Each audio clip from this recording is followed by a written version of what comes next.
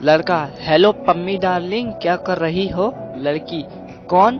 लड़का, अरे मैं हूँ तेरा जान पम्मी डार्लिंग। लड़की, तू बंटी है ना? लड़का, हाँ। लड़की, तू बंसीलाल का बेटा और रामलाल का पोता है ना?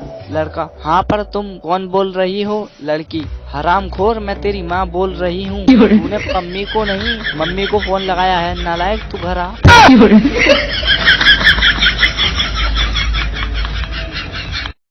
पहले एक कमाता था, 9 खाते थे, इसलिए उसे नौकरी कहते थे। बाद में एक कमाता था, 4 खा लेते थे, इसलिए उसे चाकरी कहते थे। इसके बाद जितना मिलता था वो खुद के तन के लिए ही पूरा पड़ता था, इसलिए उसे तनख्वाह कहते थे।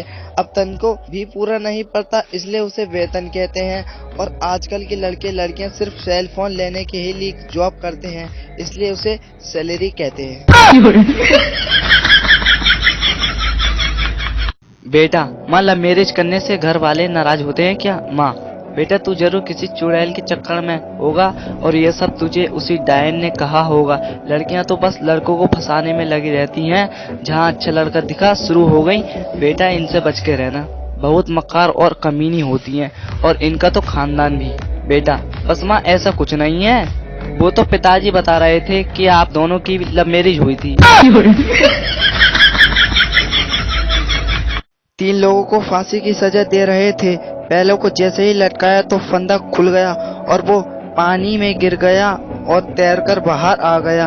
दूसरे को भी जैसे ही लटकाया तो उसका भी फंदा खुल गया और वो भी तैरकर बाहर आ गया। तीसरा जल्लाद से चिल्लाया, अबे ओ साले, फंदा टाइट करके लगाना, मुझको तैरना नहीं आता। ये कैदी आपके यहाँ के हो तो बता देना कमेंट बॉक्स में।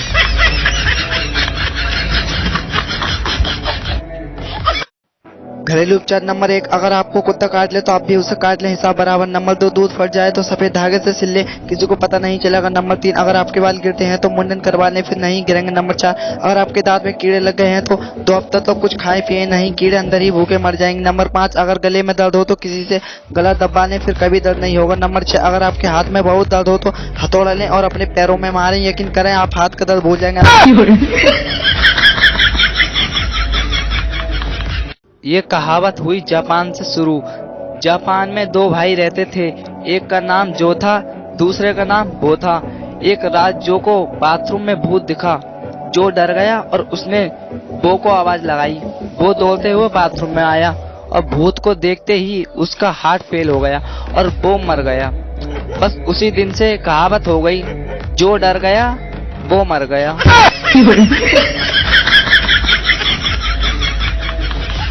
पत्नी पति से कहती रहती, मेरे सपने पता नहीं कब पूरे होंगे, पता नहीं कब पूरे होंगे। पति ने नई कार खरीदी और सोचा कि बीवी को सरप्राइज दिया जाए। घर में पहुंचते ही बीवी को जोर से आवाज देते हुए बोला, डार्लिंग, तुम्हारा इतने सालों का सपना आज पूरा हो गया। बीवी दौड़ती हुई रसोई घर से बाहर आई और चिल्लाई, हाय हाय, ससुर माँ को क्या हो गया? सुबह तो अच्छी खांसी थी।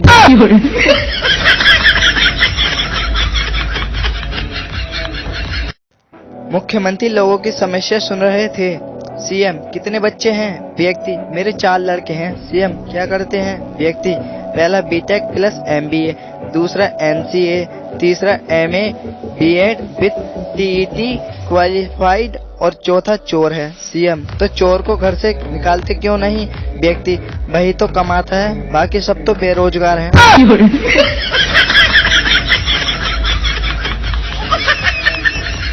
एक बार भगवान धरती पर आए, उन्हें दूध वाला दिखा तो उन्होंने उससे दूध मांगा। दूध वाले ने पैसे मांगे और न मिलने पर दूध नहीं दिया। भगवान चले गए। आगे जाकर उन्हें एक आदमी मिला, वो शराब के नशे में झूम रहा था। भगवान ने उससे शराब मांगी तो उसने दी और कहा, ले मेरे यार, जितनी मर्जी और ऐश कर। भगवान खुश हुए। तब उन्होंने दूध वाले को शराब और दारू वाले को वरदान दिया कि दूध घर घर जाकर बेचना पड़ेगा और दारू के लिए खुद चलकर आएंगे। एक आदमी झूठ बोलने की वजह से काफी मशहूर हो गया। एक दिन वह किसी दूसरे शहर में चला गया। एक 80 साल की बूढ़ी औरत को पता चला तो डरती हुई आई और बोली, बेटा, तुम ही दुनिया के सबसे झूठे व्यक्ति हो ना? आदमी बोला, लोगों की बात को दफा करो, मैं तो आपको देखकर हैरान रह गया कि इस उम्र में भी ये हुस्न, ये रंग और ये दिलकशी। बूढ़ी औरत शर्माती हुई बोली, या अल्लाह, लोग भी कितने जालिम हैं, अच्छे भले सच्चे इंसान को झूठा कहते हैं।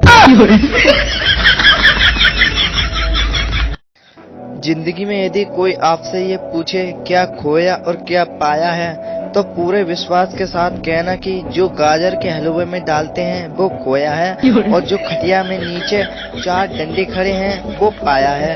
हमेशा भावुक होने की जरूरत नहीं है, और जीवन में कोई समस्या हो तो आपको किसान के पास चले जाना चाहिए, क्योंकि उसी के पास हल है।